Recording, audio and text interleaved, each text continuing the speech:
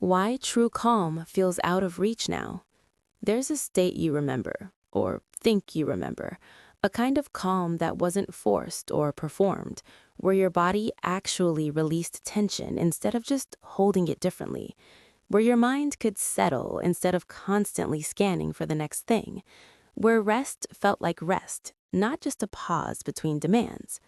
True calm, not the aesthetic version you see on Instagram with white linens and morning routines, not the optimized version you're told to schedule into your day, but the lived experience of your nervous system genuinely letting go, of feeling even briefly that you don't need to be prepared for anything, that you can just be here, fully released, without that hum of activation running beneath everything. When was the last time you actually felt that? Not distraction masquerading as relaxation, not exhaustion so complete you finally collapse, not the numbed out state after binge watching or scrolling for hours, but real calm, the kind where your shoulders drop without you having to remind them to, where your jaw unclenches on its own, where your breath deepens naturally, where the constant low-level tension that's become so familiar you barely notice it anymore actually releases, where you're not waiting for something, not preparing for something, not avoiding something, just calm. It feels out of reach now. Not impossible in theory, but impossible in practice. You try to relax and your body doesn't cooperate. You have time off, but the rest feels hollow. You're not working, but you're not calm either. You're just suspended between demands, between inputs, between one thing and the next. And in that suspension, true calm never arrives. Your nervous system stays activated. Your mind stays alert. Your body stays prepared. For what? You're not even sure anymore, but prepared nonetheless. This isn't about needing better self-care. You've tried the bubble baths, the meditation apps, the breathing exercises, the yoga classes, the spa days, and maybe they help momentarily, but they don't create true calm. They create a temporary facsimile of it, a performance of relaxation that your nervous system doesn't actually believe. Because true calm isn't something you do, it's something your system drops into when it feels safe enough to stop being vigilant. And your system doesn't feel safe anymore, not because you're in actual danger, but because the environment you're in has trained it to stay alert, to remain activated, to never fully let go. Think about what happens in a typical day. From the moment you wake up, inputs are waiting, notifications, messages, news, problems that aren't yours but feel urgent anyway. Your nervous system registers each one as a small activation, nothing dramatic, just a slight uptick in alertness, a micro stress, and then another and another. Email, Slack, a meeting, a deadline, a decision, a request. Each one pulls your attention, demands a response, activates your system just a little more. And these activations don't fully release. They stack, one on top of another, building throughout the day into a baseline of tension that feels normal because it's constant. Even your breaks don't offer relief. You scroll through social media and your nervous system is tracking information, comparing, evaluating, processing stimuli designed to capture and hold your attention. You watch a video and you're consuming content engineered to keep you engaged, to prevent you from clicking away. You listen to a podcast and you're absorbing information, following narratives, staying mentally active. These things feel like rest because they're not work, but they're not calm. Your nervous system is still activated, still processing, still alert, just pointed in a different direction. And when the workday ends, the pattern continues. You're off the clock, but you're not offline. Messages still come through, emails still arrive. The line between work and not work has blurred to the point where your nervous system can't tell the difference. You're always slightly available, always somewhat on call, always prepared to respond. And that preparation, that readiness, that low-level vigilance, it prevents calm. Because calm requires your system to believe it can stop monitoring, that it can power down, that nothing requires your immediate attention.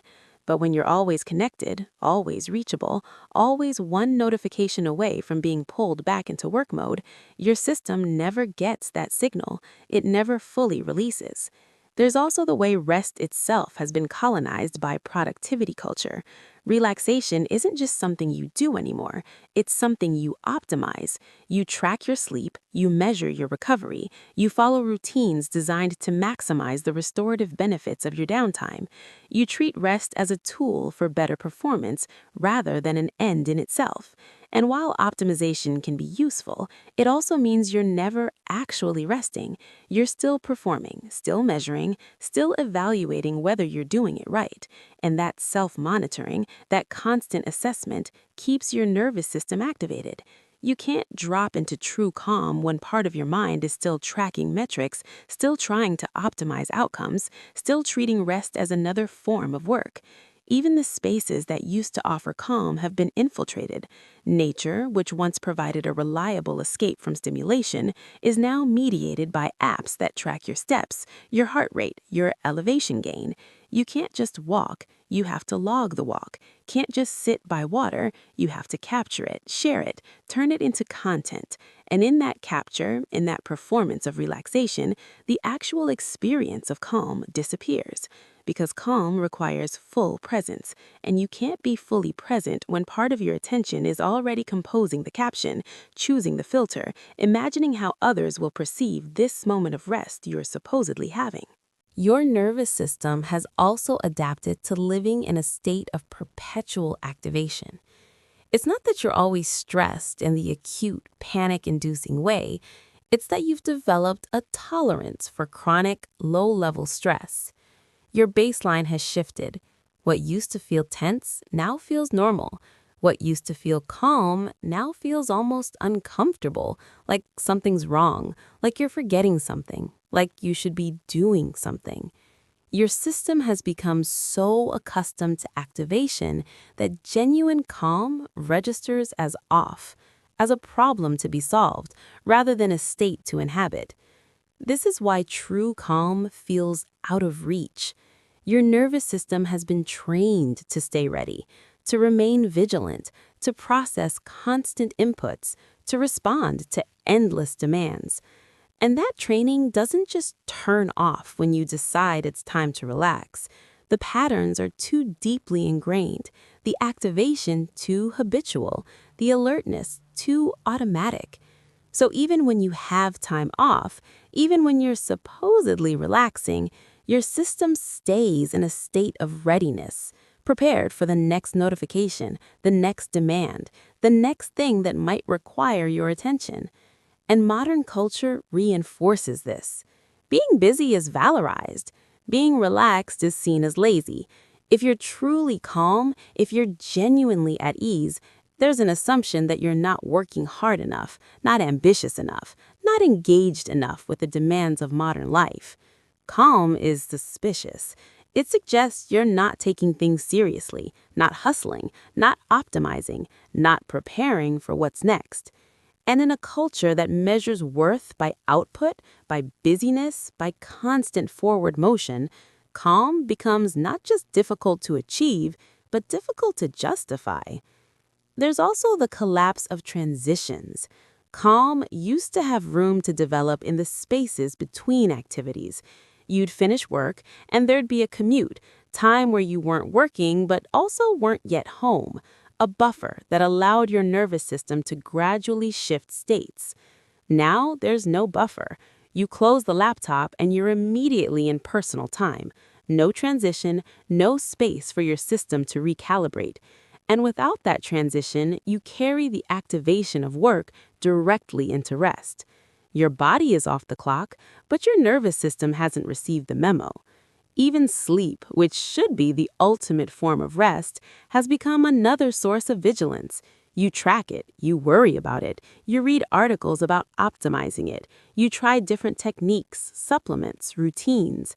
And all of that monitoring, all of that concern about whether you're sleeping well enough, resting deeply enough, recovering sufficiently, it prevents the very thing you're trying to achieve. Because sleep, like calm, can't be forced or optimized into existence. It requires letting go. And you can't let go when you're evaluating how well you're letting go. True calm also requires boredom, and boredom has been pathologized. Those moments where nothing is happening, where you're not being stimulated, where you're just sitting with yourself. Those used to be where calm grew, where your nervous system could finally power down because there was nothing demanding its attention. But now, boredom is treated as a problem to be solved immediately. The moment it appears, you reach for your phone, pull up a video, start scrolling, find something, anything to fill the gap.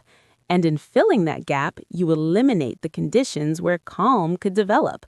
Because calm doesn't arrive in the presence of stimulation, it arrives in the absence of it, in the quiet, in the stillness, in the moments where nothing is asking for your attention and you're not seeking anything to occupy your mind. But those moments are rare now.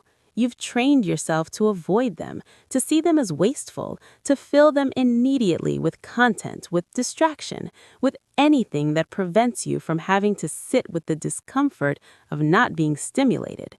And that training, that reflex to avoid emptiness, is precisely what prevents true calm from ever arriving. There's also the way anxiety has become ambient.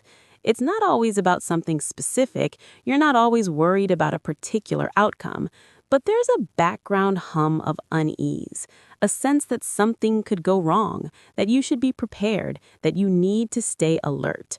And that ambient anxiety keeps your nervous system activated, even when there's nothing concrete to be anxious about.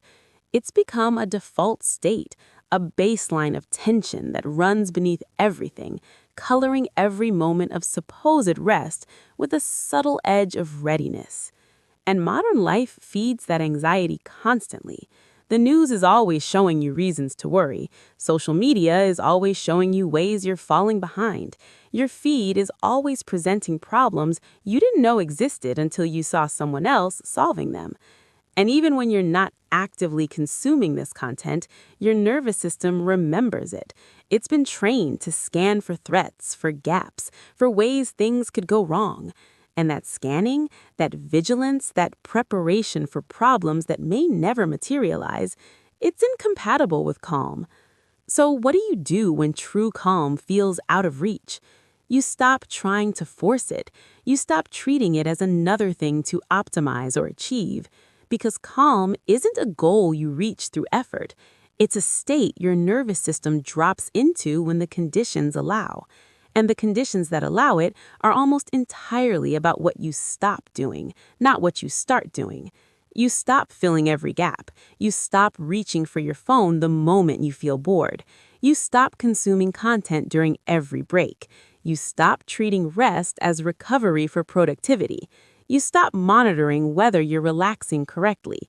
You stop turning every moment of downtime into an opportunity for self-improvement. You just stop. And in that stopping, you create space. Not productive space, not optimized space, just empty space where nothing is demanded and nothing is performed. And in that space, if you can tolerate the discomfort of it, if you can sit with the restlessness without immediately filling it, something begins to shift. The nervous system, given permission to finally stop being ready, starts to power down. Not dramatically, not all at once, but gradually. The shoulders drop, the jaw unclenches, the breath deepens, the constant scanning for threats quiets, and in that quieting, true calm becomes possible again. It also means creating real transitions, not working and then immediately being home, but working, then taking a walk without your phone, or sitting in your car for 10 minutes doing nothing, or standing outside before you go in, creating a buffer, a space between states where your nervous system can recalibrate, where work mode can fade and rest mode can begin, not because you're trying to make it happen, but because you're giving it room to happen naturally. And it means redefining what rest is. Rest isn't scrolling, it isn't watching, it isn't consuming. Those things might be easier than work, but they're not restful. Rest is the absence of input. It's boredom, it's stillness, it's doing nothing and being okay with doing nothing. It's letting your mind wander without directing it. It's sitting with yourself without needing entertainment or distraction or stimulation. And that kind of rest, genuine rest, is where calm lives. It also means reducing the inputs, not occasionally, but regularly. Days where you're not checking news, mornings where you're not scrolling, evenings where screens are off, creating sustained periods where your nervous system isn't being activated by content designed to capture your attention, where you're not processing information, not evaluating, not comparing, not consuming, just being. And in that being, your system remembers how to settle. True calm feels out of reach now because modern life has trained your nervous system to stay activated, to remain vigilant, to constantly process, respond, prepare. And that training doesn't reverse itself just because you decided it's time to relax. The patterns are too deep, the activation too habitual, the readiness too automatic. But patterns can be interrupted, habits can soften, baselines can shift, not through optimization, not through better techniques, not through trying harder to relax, but through creating the conditions where your nervous system feels safe enough to let go, where it's not being constantly activated by inputs, where it's not being asked to stay ready for the next demand, where it can finally, gradually, cautiously begin to power down, to release the tension it's been holding, to stop scanning for threats, to just be here in this moment without needing to prepare for the next one. That's where true calm lives. Not in the performance of relaxation, not in the optimization of rest, but in the simple, uncomfortable, profoundly necessary act of stopping, of creating space, of letting your system remember what it feels like to not be activated, to not be ready, to not be prepared, to just be calm. Not calm as a goal, not calm as an achievement, but calm as a state your nervous system naturally returns to when you stop asking it to be anything else. It won't happen quickly. The conditioning runs deep. The activation has been reinforced for years. But it can happen. One moment of not filling the gap, one evening without screens, one walk without your phone, one transition where you give your system space to recalibrate, one choice to sit with restlessness instead of immediately escaping it. That's how calm becomes reachable again. Not through force, not through optimization, but through finally, mercifully letting yourself stop.